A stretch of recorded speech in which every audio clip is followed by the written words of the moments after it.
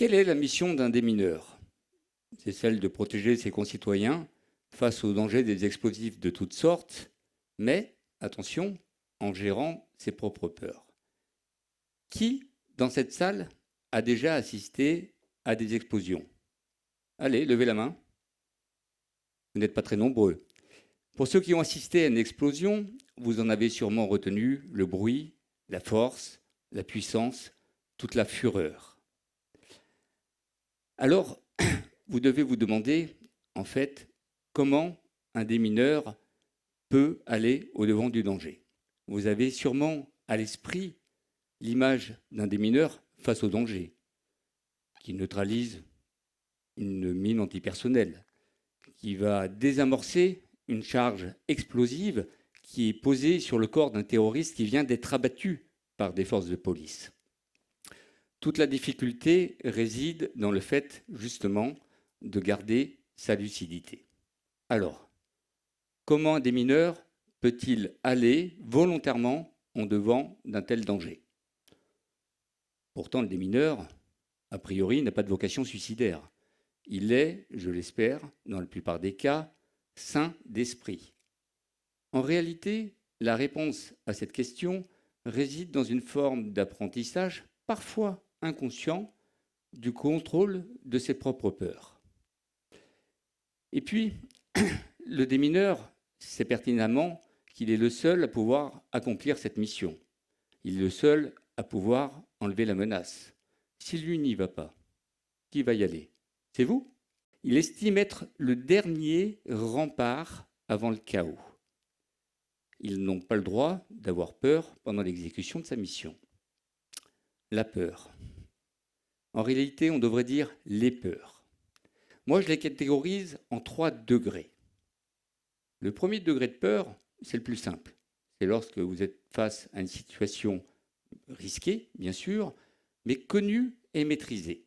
Elle est maîtrisée par l'expérience, l'apprentissage, par les équipements et les protections dont on dispose. Ce degré de peur ferait presque dire à un démineur qu'en fait, il exerce un travail commun, habituel. Elle n'entraîne cette peur qu'un degré de vigilance normal, minimal. C'est l'exemple type de l'intervention du démineur qui va essayer de chercher de la dynamite dégradée au fin fond d'une ferme ou qui va manipuler un obus qui contient un gaz toxique. La peur existe, mais elle est là, tapie, dans un coin de son cerveau.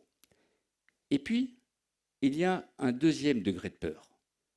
La peur s'accroît lorsque la situation qui était considérée comme routinière présente un aspect technique ou de contexte beaucoup plus complexe. C'est le cas d'un obus qu'on retrouve dans un champ et qui se met à fumer.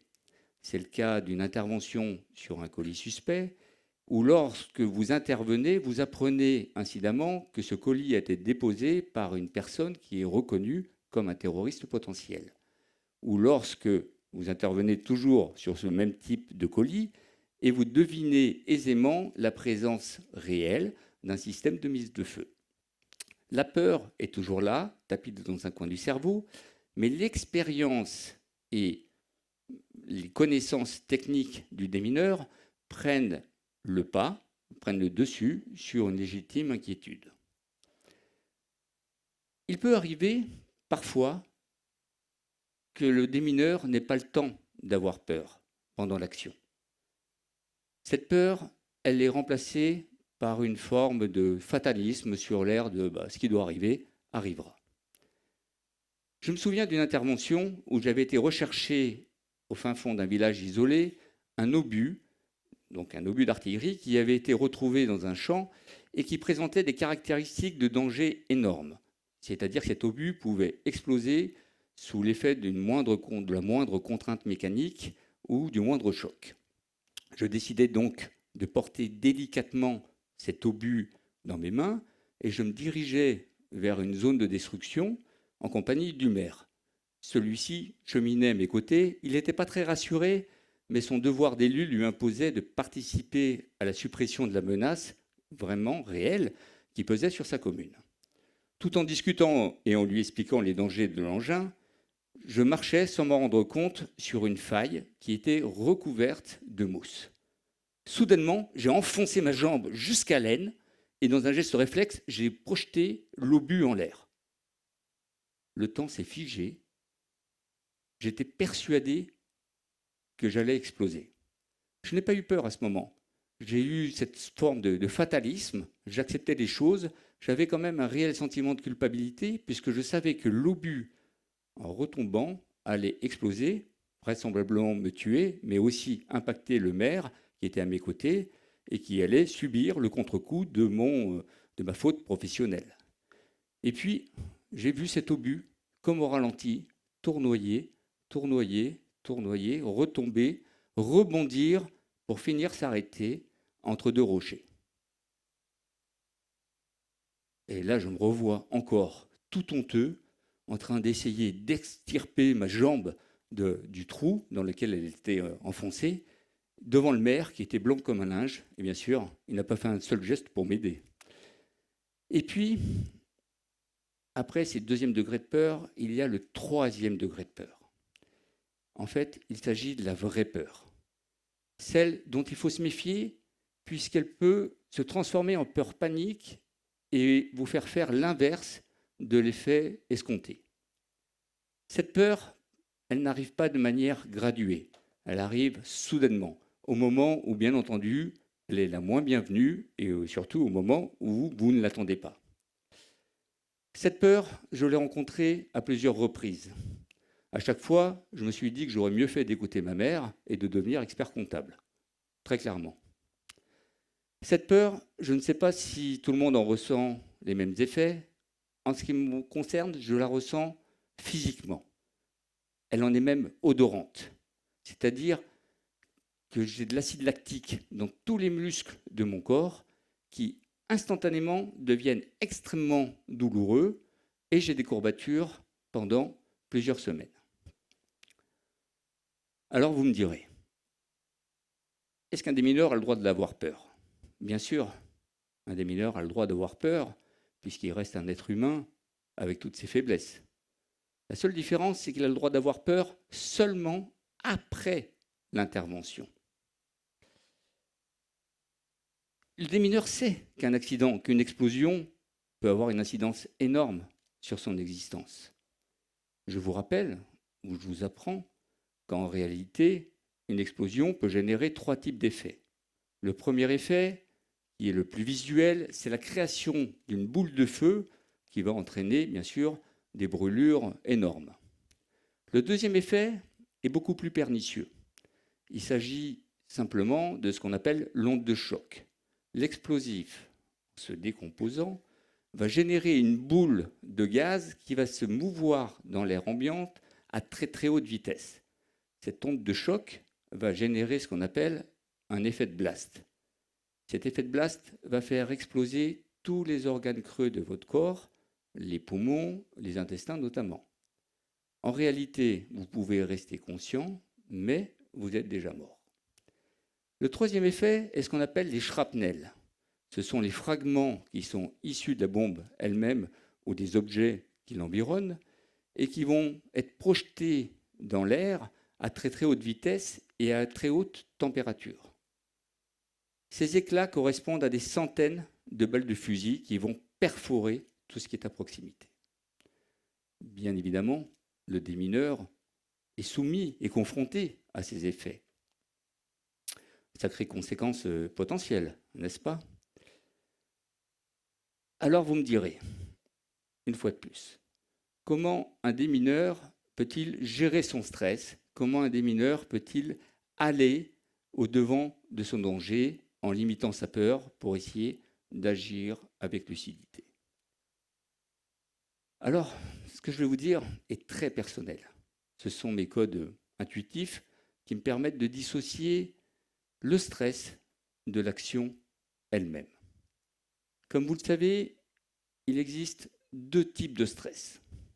Le stress négatif, le bad stress, celui qui va vous limiter dans vos actions et dans vos pensées. Ce stress est néfaste en fait pour l'intervention puisqu'il va vous transformer votre inquiétude en peur. Il est issu de votre cerveau reptilien, votre cerveau préhistorique qui aurait tendance à vous faire fuir ou agresser. L'émotionnel, dans ce cas-là, est très fragile et il peut vous faire refuser l'obstacle. Et puis, vous avez le stress positif. Ce stress positif va accroître l'acuité de tous vos sens et va faire en sorte que vous agissez en fonction de ce que vous avez appris de votre expérience. Donc, vous allez agir par réflexe. Tout devient mécanique. Toute la difficulté pour un démineur, c'est de se servir de ce cerveau raisonné, justement, qui va vous permettre d'interagir sans réfléchir. La grande difficulté, c'est de ne pas basculer du cerveau raisonné vers le cerveau émotionnel le temps de l'intervention. Parce qu'à ce moment-là, tout nous échappe. Ce cerveau raisonné qui engendre ce stress positif, eh bien, on va le créer avec une dynamique. Il faut toujours être dans le mouvement. C'est lorsqu'on s'arrête qu'effectivement, des questions, des interrogations, des pensées parasites peuvent venir vous polluer. Et il faut surtout, avec ce stress positif, rester sur son ressenti et ne pas chercher à aller au-delà. Ça me rappelle une histoire. Je transportais un jour un obus au phosphore, qui était aussi explosif, dans un véhicule utilitaire à l'arrière, placé sur un lit de sable dans une caisse en bois.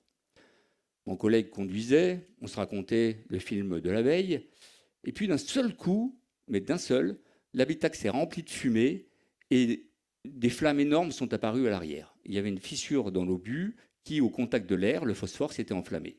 Je savais que je n'avais que quelques secondes pour réagir, puisqu'évidemment, dès que l'obus aurait atteint une certaine température, il allait exploser et nous volatiliser tous les deux. Donc, sans réfléchir, je me suis précipité à l'arrière. Je me suis faufilé, j'ai essayé de ne pas me brûler, de ne pas trop respirer cette fumée qui était quand même très toxique, et j'ai recouvert l'obus de sable pour justement couper l'oxygène et faire en sorte qu'il puisse se refroidir et être détruit par la suite. Ce jour-là, le stress positif a permis de faire en sorte qu'aujourd'hui, je suis en capacité de vous raconter cette histoire.